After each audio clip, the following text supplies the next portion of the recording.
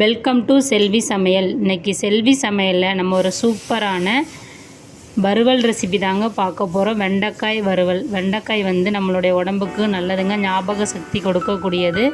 வெண்டைக்காய் பொதுவாகவே நம்ம பச்சையாகவும் சாப்பிட்லாங்க. இந்த மாதிரி ஃப்ரை பண்ணி வறுவல் பண்ணி சாப்பிட்டிங்கன்னா ரொம்ப டேஸ்ட்டாக இருக்கும். ரசம் சாதம், சாம்பார் சாதம் எல்லாத்துக்குமே செம்ம சைடிஷாக இருக்குங்க.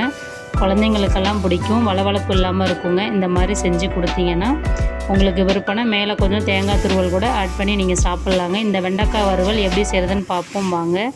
அதுக்கு நான் முதல்ல 1/2 கிலோ வெண்டைக்காய், நல்லா பிஞ்சான வெண்டைக்காவாக எடுத்துருக்கேங்க. இந்த மாதிரி உடச்சி பார்த்தீங்கன்னா உடையணும், அப்போ தான் அது நல்லா பிஞ்சாக இருக்கிற வெண்டைக்கான்னு அறுத்தங்க. அதே மாதிரி 1/2 கிலோ வெண்டைக்காய் நான் செக் பண்ணி வாங்கியிருக்கேங்க, நல்லா பிஞ்சு வெண்டைக்காயாக. இப்போ நம்ம முதல்ல வெண்டைக்காய் வறுவல் பண்ணுறதுக்கு இந்த வெண்டைக்காயை ஒரு அகலமான பாத்திரத்தில் போட்டு நல்லா தண்ணியில் வாஷ் பண்ணி எடுத்துக்கலாங்க. இதே மாதிரி ஒன்று ஒன்றா எடுத்து வெண்டைக்காயை நல்லா வாஷ் பண்ணி எடுத்துக்குங்க.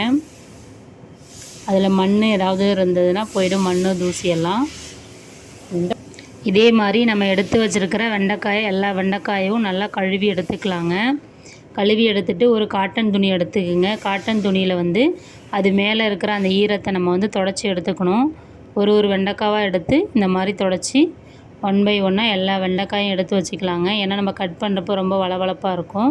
இப்போ நம்ம எல்லா வெண்டைக்காவும் தொடச்சி எடுத்துட்டோங்க. நல்லா ஃப்ரெஷ்ஷாக இருக்குது பாருங்கள், ஈரத்தெல்லாம் தொடச்சி எடுத்துட்டோங்க. இப்போ நம்ம இந்த வெண்டைக்காயை ஃப்ரை பண்ணுறதுக்கு எப்படி கட் பண்ணுறதுன்னு பார்ப்போம் வாங்க. அதுக்கு நான் முதல்ல வெண்டைக்காயோட அடிப்பகுதி, நுனிப்பகுதி, அந்த காம்பை கட் பண்ணிடலாங்க. கட் பண்ணிவிட்டு இந்த மாதிரி 2ஆக நீல வாக்கில் கட் பண்ணுங்கள். நமக்கு 2 பீஸ் கிடைக்கும் ஒரு வெண்டைக்காயில். திரும்ப அந்த 2 பீஸ்லேருந்து திரும்ப 2ஆக கட் பண்ணுங்கள். கட் பண்ணிங்கன்னா திரும்ப 2 பீஸ் கிடைக்கும். மொத்தம் ஒரு வெண்டைக்காவை 4 பீஸ் வர மாதிரி நான் எப்படி கட் பண்ணி காமிக்கிறேன் பாருங்கள் வீடியோவில். அதே மாதிரி நீங்கள் மெலிசாக கட் பண்ணணும். அப்போ தான் நம்ம மசாலா அதில் அப்ளை பண்ணுறப்ப எல்லா பக்கமும் நல்லா சேர்ந்து நமக்கு பொரிச்சு எடுக்கிறப்ப ரொம்ப சுவை சூப்பராக இருக்குங்க. இதே மாதிரி எல்லா வெண்டைக்காயும் 1 பை 1 கட் பண்ணி எடுத்துக்கோங்க. இது நமக்கு தேவையில்லாததுங்க. இப்போ வாங்க வெண்டைக்காய் வறுவல் செய்கிறதுக்கு 1/2 கிலோ வெண்டைக்காய் எடுத்து நீல வாக்கில் கட் பண்ணி வச்சுருக்கோம். மிளகாய்த்தூள் 2 டீஸ்பூன், கொத்தமல்லி தூள் 1 டீஸ்பூன், மிளகுத்தூள் 1/2 டீஸ்பூன், அரிசி மாவு 3 ஸ்பூன், தேங்காய் துருவல் 2 டீஸ்பூன், கடலை மாவு 5 ஸ்பூன், பெருங்காயத்தூள் 1/2 டீஸ்பூன், உப்பு சுவைக்கேற்ப, எண்ணெய் வெண்டைக்காய் பொரிக்க தேவையான அளவு. வாங்க இப்போ நம்ம ஒரு அகலமான பாத்திரம் எடுத்துக்கிறேன். அந்த அகலமான பாத்திரத்தில் நம்ம கட் பண்ணி வச்சுருக்கிற வெண்டைக்காயை ஆட் பண்ணிக்கலாங்க.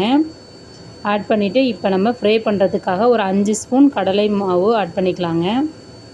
இது 500 கிராம் வெண்டைக்காய், அதனால் நான் 5 ஸ்பூன் ஆட் பண்ணுறேங்க. அரிசி மாவு 3 ஸ்பூன் ஆட் பண்ணிக்கிங்க, நமக்கு நல்லா கிறிஸ்பியாக இருக்கும். அதனால் காரத்திற்காக 2 ஸ்பூன் மிளகாய்த்தூள், 1 ஸ்பூன் கொத்தமல்லி தூள், பெப்பர் தூள் 1/2 டீஸ்பூன் ஆட் பண்ணிக்கிங்க, பெருங்காயத்தூள் 1/2 டீஸ்பூன் ஆட் பண்ணிக்கிங்க. ஆட் பண்ணிவிட்டு உப்பு சுவைக்கேற்ப ஆட் பண்ணிக்கிங்க. நல்லா நைஸ் உப்பு ஆட் பண்ணிக்கிங்க. அப்போ தான் நம்ம எண்ணெயில் பொரிக்கிறப்ப வெடிக்காமல் இருக்கும்.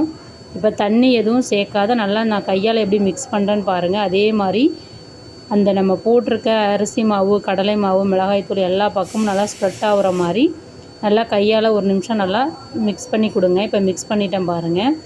இப்போ லைட்டாக தண்ணி ஊற்றி மட்டும் இப்படி லைட்டாக தண்ணி தெளித்து நல்லா மிக்ஸ் பண்ணுங்கள். அப்போ தான் அந்த மசாலா நம்ம போட்டிருக்க காரம், உப்புலாம் எல்லா இடத்தையும் நல்லா போய் ஸ்ப்ரெட் ஆகுங்க. அதனால் இந்த மாதிரி நல்லா மிக்ஸ் பண்ணுங்கள். இப்போ இந்த அளவுக்கு இருந்தால் நல்லா நம்ம பொரிக்க தேவையான அளவுக்கு இருக்குங்க. இப்போ இது ஒரு 2 நிமிஷம் ஊறட்டும். நான் அதுக்குள்ளே அடுப்பு ஆன் பண்ணிவிட்டு வானலில் எண்ணெய் பொரிக்க தேவையான அளவு சூடு பண்ணி வச்சுருக்கேங்க. அந்த சூடு பண்ண எண்ணெயில் நம்ம இப்போ மசாலா தடவி வச்சுருக்கிற வெண்டைக்காய் பீசஸை ஒன்று ஒன்றா எடுத்து போடுங்க. நம்ம போடுறப்ப எவ்வளோ நிறைய பபிள்ஸ் வருது பார்த்தீங்களா, கொஞ்சம் கேர்ஃபுல்லாக போடணும். பபுள்ஸ் நிறையா வருதுங்க. இப்போ போதும். இப்போ ஒரு 3லேருந்து 4 நிமிஷம் நல்லா வேகணுங்க. இது அடுப்பை லோ ஃப்ளேமில் வச்சே குக் பண்ணுங்கள். ரொம்ப ஹை ஃப்ளேமில் வைக்காதீங்க, மீடியமான ஃப்ளேமில் வச்சுக்கிங்க. இப்போ நல்லா ஒரு பக்கம் வெந்து வந்துருச்சு. திரும்ப இன்னொரு பக்கம் மாற்றி கொடுக்கலாங்க. இப்போ எண்ணெயோட கொதி நுரை ரொம்ப அடங்கிடுச்சு. இப்போ நமக்கு தேவையான அளவுக்கு ஃப்ரை ஆகிடுச்சிங்க வெண்டைக்காய். இப்போ இந்த நம்ம ஒரு பிளேட்டில் டிஷ்யூ பேப்பர் போட்டு வச்சுருக்கேன். நமக்கு தேவையில்லாத எண்ணெய் இருந்ததுன்னா அந்த டிஷ்யூ பேப்பர் அப்சர்வ் பண்ணிக்கும்.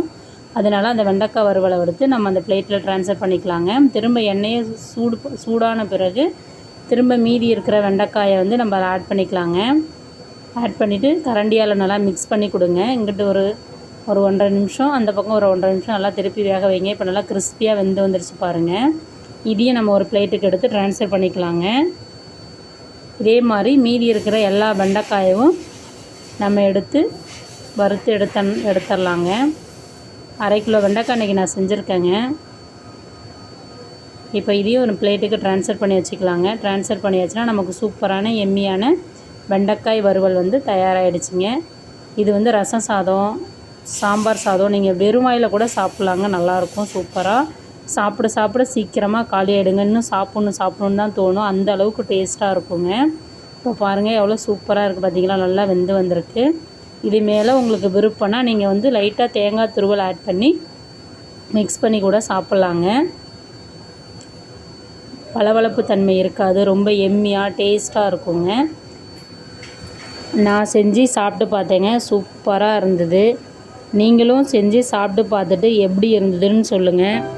நம்ம சேனலை லைக் பண்ணுங்கள், ஷேர் பண்ணுங்கள், சப்ஸ்கிரைப் பண்ணுங்கள், கமெண்ட் பண்ணுங்கள். Thank you very much. நெக்ஸ்ட் வீடியோவில் பார்ப்போம்.